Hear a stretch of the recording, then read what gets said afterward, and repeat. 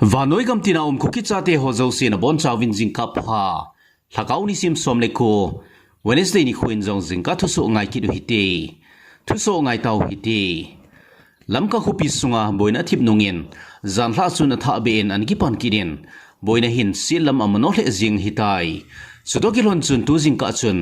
Zomi Students Federation ZSF hon press release khat hin so do win tuni khu march ni sim som le ko akipat emergency shutdown Phongdoh ki tau vi emergency shutdown to ki lon chun khopi sunga kai thang ho school college so jong ki khading hi tin Phongdoh vi Zomi Students Federation ZSF hon press release so do over emergency shutdown Phongdoh masang chun district vaipu district administration hon security force somang chan khopi sunga koima chile vale abol sa apuvin lamlin la ho amol tu maki chayvin jingka mata anu pi mezu hozong anung solgam tawvi Zomi Students Federation ZSF hon khopi sunga koima wado olova ain chi wa ki kol khup chi neding win an het sa tawvi chuchi emergency shutdown chu phate pum lova chi hlading boina ho ki chai ma sangsi a shutdown chi hlading hi tin ZSF hon Phongdoh vi zanla khopi sunga boin hozi a thile ki tong kha zong umhidanin ki seyen ahin la koiman wang official ten hin sodo puvi Deputy Commissioner CC Purin mi pi ho hinga velin nge na lekha khan sodo kirin akina tenin aban abol belo na ding vin nge na bole Deputy Commissioner in tupi phabe manipin koiman thagu ma pat thelo ding district vaipu ho to khithua boino su thlap na dinga pan la chi dingule district vaipu ho to danle mol vekola pang ho to khetua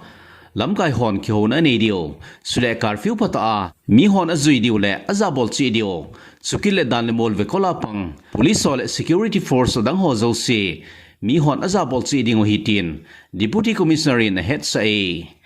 district administration ho district sunga vaipu hon chamnale mon omne dinga pan kila hin khopi sunga cheng mi ho damle bira omne diwa pan akila nunga dan le mol to ki kala chon te te uma hile Godna sangta kipiding hitin Deputy Commissioner in gina hin boltai samnale monom do theina dingin panlakhom che utitin District Vaipu DC Darun Kumar S in ngen zong na bole Khopi song boina thu to kisayin Surchanpur District Christian Goodwill Council hon ngen na lekha khan hin so do win kiat khil no hi omning mong khat hi zin Kiau to a thu sei to zo dingai hitin hin Phongdoh vi sule thagum so a khat le khat ki bulu to na ho anga se ne diu vin jong het so vin sule alanga langa lamkai ho aki ho to uwa boina ho asuna wa aloi ne ding vin ngen jong na bolu vi sule pastor ho zo sin jong ki ngai dam to na ding thu ho the thang wa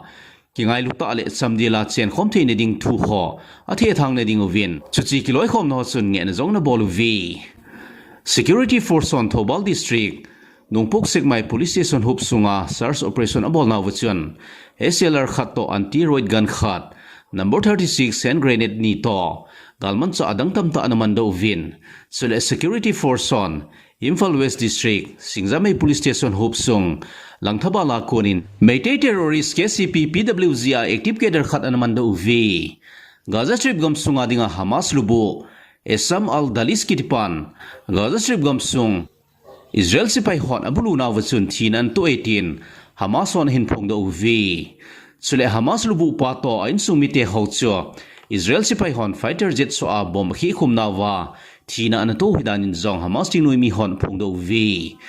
Israel sipai hon Gaza Strip gam sung bomba abulu na wachun Hamas tinui mi lubu Interior Ministry lubu pa Mahmoud Abu Wadfato Internal Security Director General Bazad Abul Sultan kitipan jong thina atu hlon hidanin Hamas tinui mi hon Phongdoh vi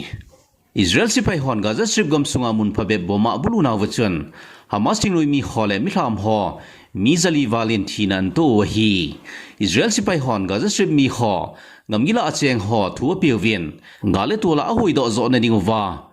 aina lo ho ada hla uwa sumun la ho chu asu ong na diwin thu pitaw vi